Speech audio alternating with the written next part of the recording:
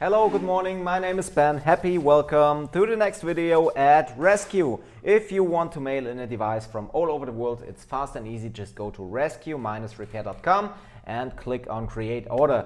The website is full international language support, so it's all in English and not a problem. You can switch English, German, German, English, and you can easily set up your repairs or data recovery jobs. It's not a problem. That's why we are RESQ. Okay, today in the morning I got an iPhone XS right in front of me.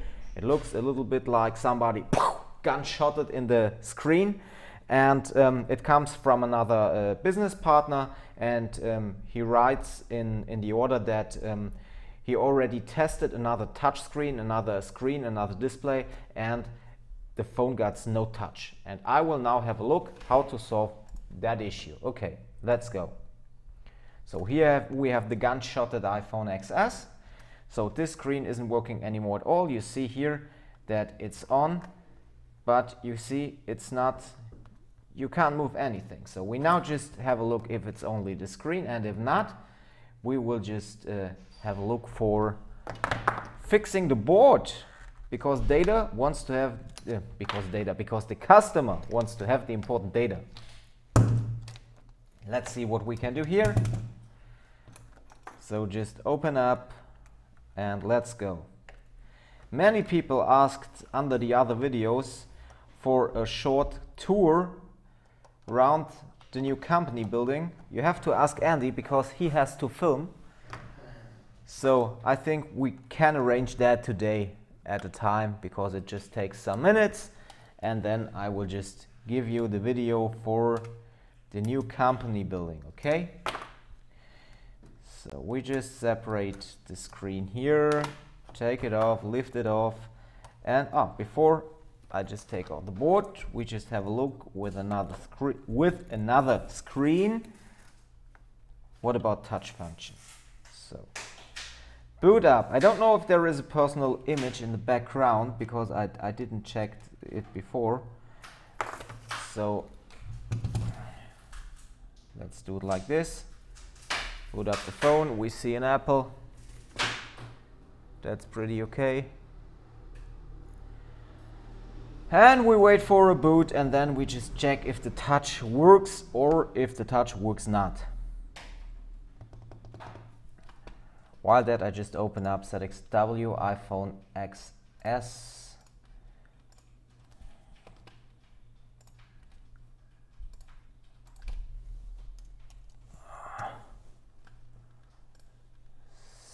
Okay, boot it up, and we got no touch. Still no touch. Okay, let's see.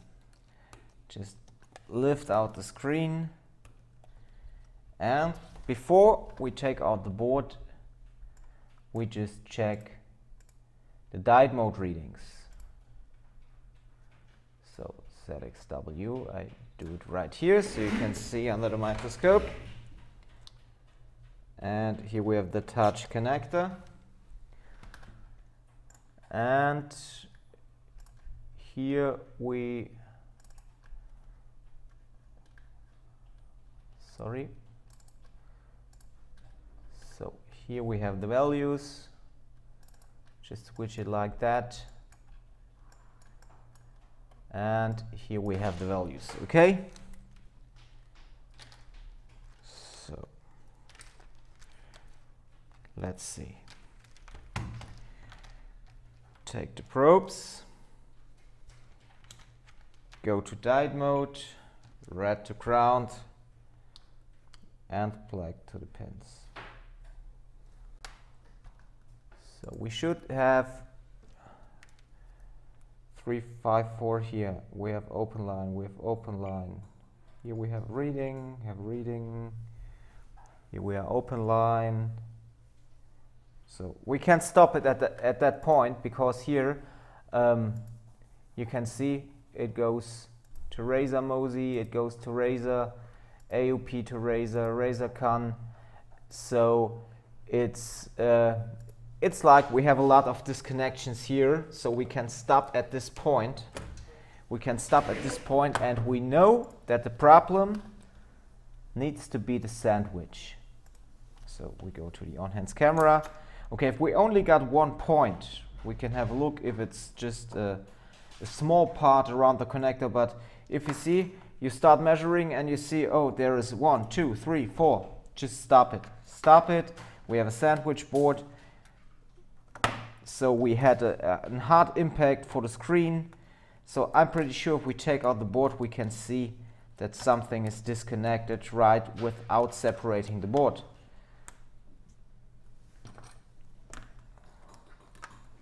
So it's only about data, so it's not about a repair here in this case, because the customer only wants to have the data. But let's see, perhaps we can get a repair too. Then the customer has a repaired phone and he got the important data. Why not? So, oh my tweezers.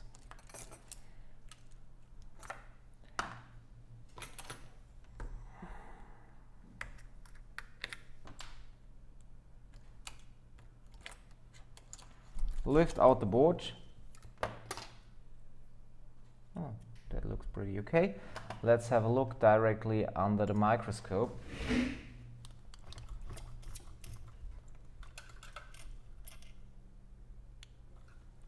So the connection from the middle frame to the bottom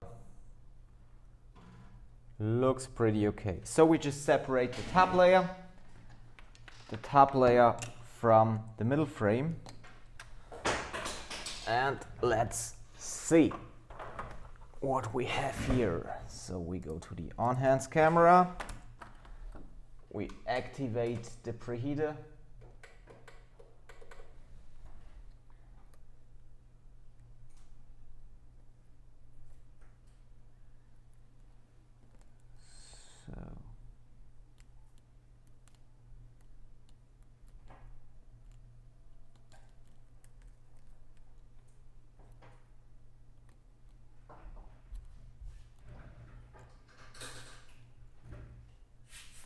and I just take out the glue which goes around the FPCs, because if we heat up it shrinks and I don't like to cause any damages on the connectors on the FPCs or something losing. I don't know that. I don't want that.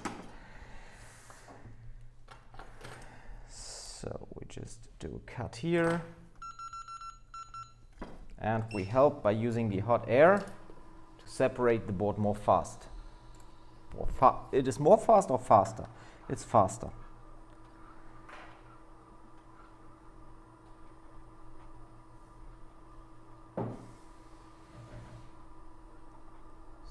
So let's see where the problem is here.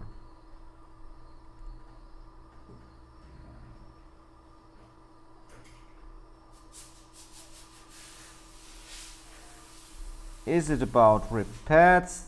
Is it about broken solder connections, broken bolts, cold solder? So what's the case here?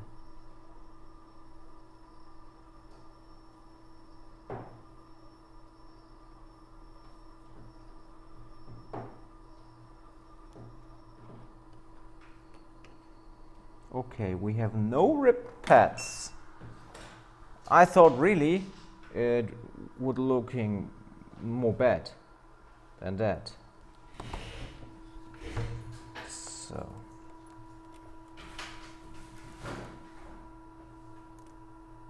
there's no ripped pads.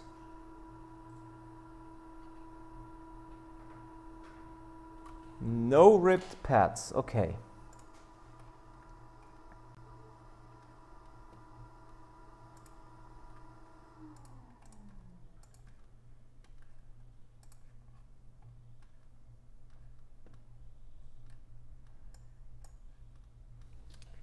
So let's check it right in the socket. Let's check it right in the socket. So we check socket for the iPhone XS.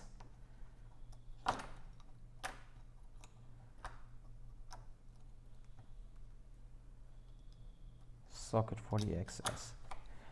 Clamp down, just go to the microscope, take your multimeter to diode mode, red on ground and black on the connector. And let's see.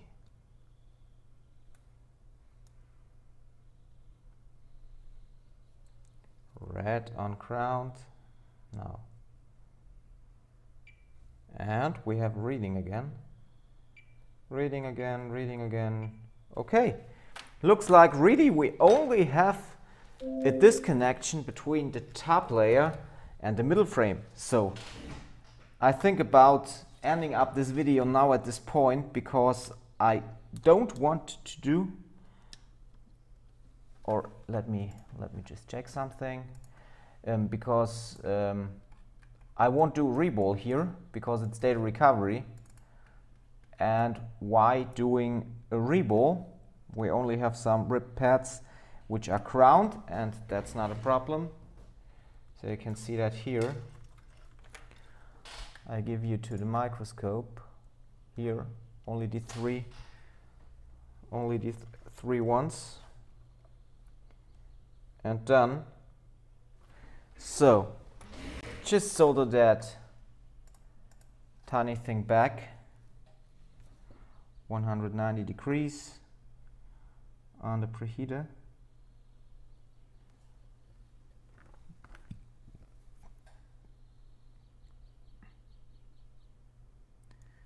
That's not an interesting one, people. That's not an interesting one. I thought it really gets like doing jumpers, thinking about what's happened here, perhaps a bottom board swap, perhaps something where you need to use your brain, but I think this is really only a disconnection between the top layer and the middle frame. But it's like you don't know before you start the video. It's always a big surprise. So let's heat up the board.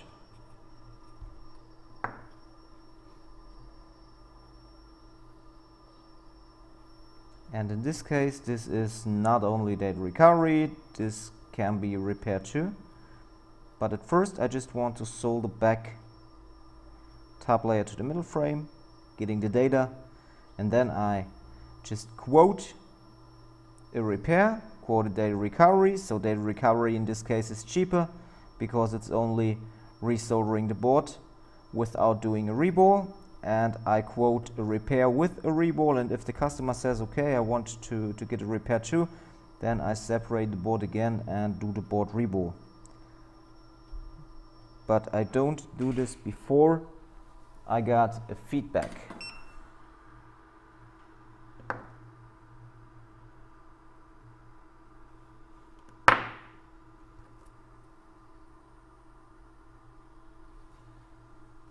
So let us do like this one.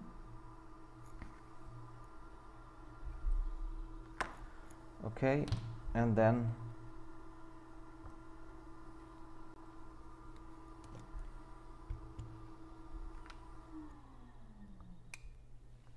like this,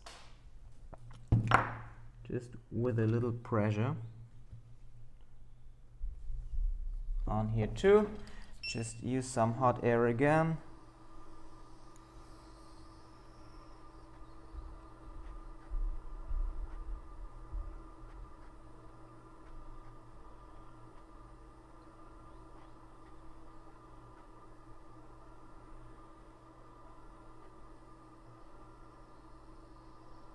You see, not all the repairs are the same. Not all jobs need much brain and much work. Sometimes it's just like that.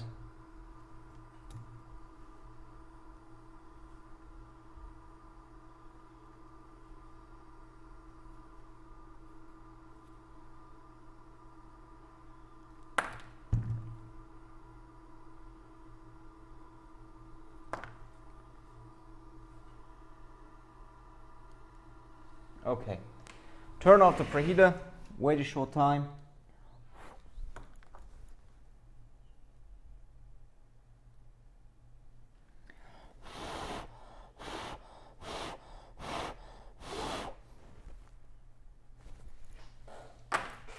Wait a short time and let's see if we got a reading again. If we have a reading again, we can connect the screen, we can boot up the phone, we can get the data, then I can quote the customer one-time data recovery. That is what he wanted. This is much cheaper, or much cheaper, this is a little cheaper than the repair, because if I do repair on this, I just have to separate again the top layer from the middle frame, do a reball of the middle frame, and just sit back the top layer to the reballed middle frame. Okay, so, and that's just a little more work and takes a little bit more money than just only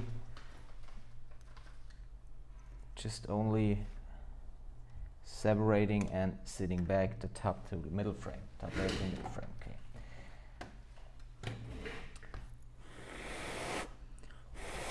Okay, now we take a wipe and some contact cleaner. Do it like this.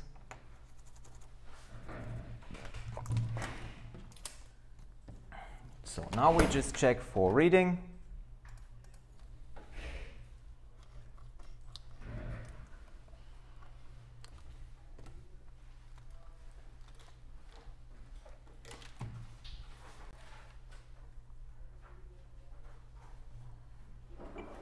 Yeah, we have reading again, we have reading again, we have reading again, good. So if we have reading again, we should have a working touch screen again too.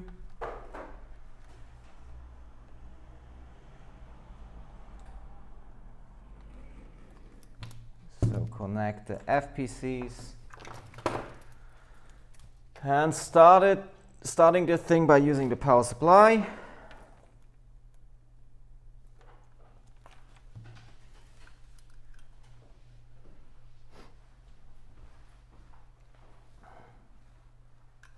So we see an apple here. As you saw, there is no personal background image, so I can just show you that the touch works again. And we are done. So it's fast video again.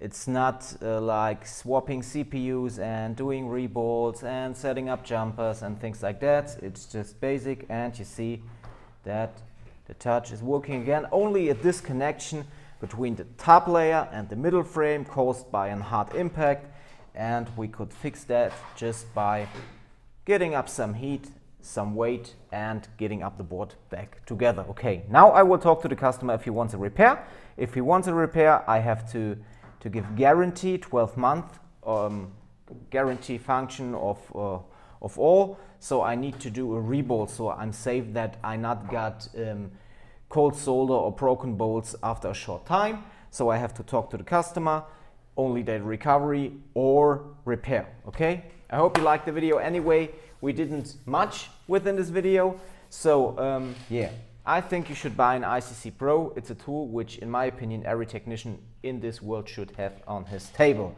If you want to use a nice repair management software including POS and billing and TSE conformity, you should check fixdesk.de. I would be very happy to see you at our Facebook group, Smartphone Repair Group Germany. You have to work at a smartphone repair shop, or you need to be an owner of a company who repairs smartphones, tablets, MacBooks, iMacs and things like that. And I would be very happy to see your repair, your data recovery at RESQ. Just go to resq-repair.com and easily set up your order. Okay, I'm out and we see us with the next one. Have a nice day, people. Goodbye. Here's Ben.